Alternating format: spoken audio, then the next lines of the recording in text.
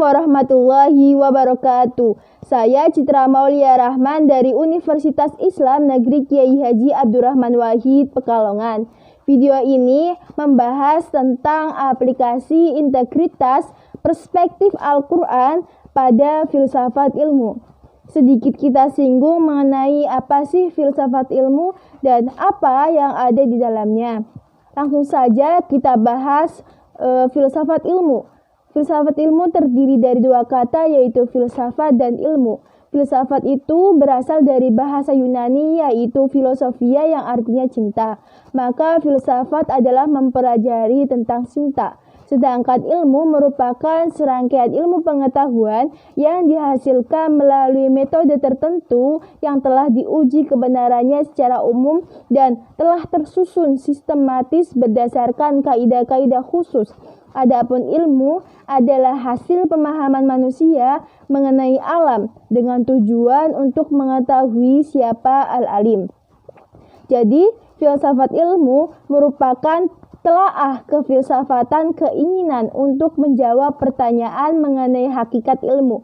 Filsafat ilmu juga diartikan sebagai ilmu yang mengkaji mengenai seluk-beluk untuk memperoleh sebuah ilmu. Filsafat ilmu terdiri dari pilar-pilar, di antaranya ontologi. Ontologi adalah ilmu yang membahas tentang hakikat yang ada, yang mana ultimate reality baik bentuk jasmani atau konkret maupun rohani atau abstrak. Integritas ontologi dalam Al-Quran adalah meyakini adanya sesuatu perwujudan bentuk, sesuatu yang berupa bentuk atau objek. Ada 3 wujud. Pertama, wajib wujud, yaitu Allah. Kedua, muntasiwa al-wujud, yaitu semua makhluk. Dan mustahil wujud. Menjadi sumber utama wujud ialah wajib al-wujud, yang lain hanya sebagai mustahil wujud. Hakikat wujud yaitu Allah, sedangkan makhluk adalah representasi dari adanya Allah, hanya sebagai pelengkap dan penjelas adanya Allah. Tanda adanya Allah yaitu makhluk dan alam semesta yang diciptakannya. Allah itu memiliki wujud wajib yang sifatnya wujud, artinya ada. Allah itu pasti ada. Yang kedua, qidam, artinya Allah sudah ada sebelum ada ciptaannya. Baqo artinya kekal atau abadi. Allah tidak akan pernah mati. Selanjutnya, mukhalafatul lil hawadisi artinya berbeda dengan makhluk atau sesuatu yang baru. Sesuatu yang baru itu dapat hidup dan mati. Qiyamuhu binafsihi artinya tidak bergantung kepada siapapun. Allah tidak memerlukan bantuan dari makhluknya. Jadi, fenomena-fenomena yang terjadi dalam bumi ini terjadi adanya kehendak Allah Subhanahu wa Ta'ala. Fenomena bersifat dependen karena bergantung kepada penciptanya, yaitu Allah. Untuk mengetahui adanya Allah dengan memandang ciptaannya, seperti dalam surah Al-Asyam yang berbunyi, A'udzu billahi minasyaitonir rajim.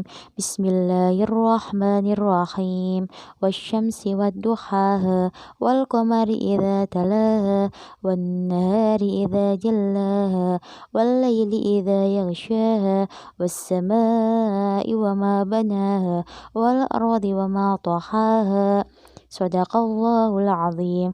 Pada ke-6 ayat di atas itu menjelaskan langit, bumi, dan matahari, bulan yang mengakibatkan adanya siang, malam, awan, dan sebagainya yang diciptakan oleh Allah Subhanahu wa Ta'ala.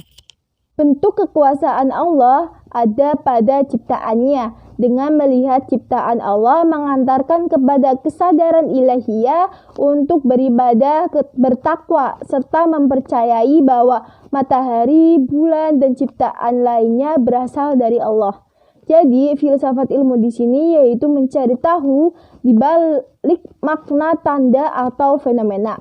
Kemudian ada epistemologi, merupakan cabang filsafat yang secara khusus membahas teori ilmu pengetahuan. Berasal dari mana, sumbernya apa, dan pertanyaan yang berkaitan tentang teori ilmu pengetahuan. Integritas epistemologi dalam Al-Quran dari wujud adanya Allah itu melalui alat atau sebuah perangkat, yaitu keberadaan akal, indera, dan qalb. Penggunaan indera yaitu melihat matahari, bulan, dan alam semesta. Penggunaan akal yaitu mempertanyakan bagaimana matahari terlihat bergerak di bumi. Jika menurut ilmu sains, akibat adanya bumi yang mengelilingi matahari. Kalau menurut Islam, matahari bergerak karena kekuasaan Allah berkehendak seperti itu. Penggunaan qalb di saat penggunaan harus digunakan barengan dengan indera dan akal. Karena untuk menjelaskan lebih rinci mengenai pertanyaan yang sekiranya akal tidak mampu menjelaskan, contohnya nih, dari akal tidak dapat menyelesaikan pertanyaan mengenai bentuk Allah seperti apa. Tentu itu tidak bisa dijelaskan berdasarkan akal dan indera.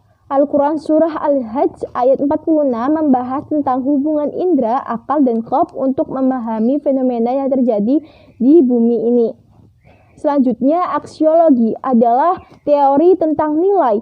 Cangkupannya yaitu etika, estetika, dan religi. Integritas aksiologi dalam Al-Quran itu bertujuan untuk lebih dekat kepada Allah. Jadi mencari ilmu sama berartinya kita menemukan Allah. Hasil akhirnya nanti kita dapat memperkuat keimanan, akidah, memperteguh syariah, dan menjadi istiqomah dalam berakhlakul karimah.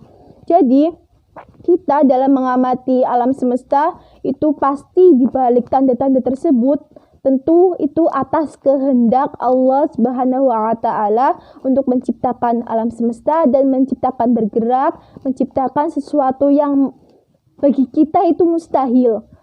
Itu saja yang dapat saya sampaikan, kurang lebihnya mohon maaf. Apabila ada salah kata dan dalam penjelasan kurang tepat mohon dimaafkan. Wallahul muwaffiq ila aqwamit thoriq. Wassalamualaikum warahmatullahi wabarakatuh.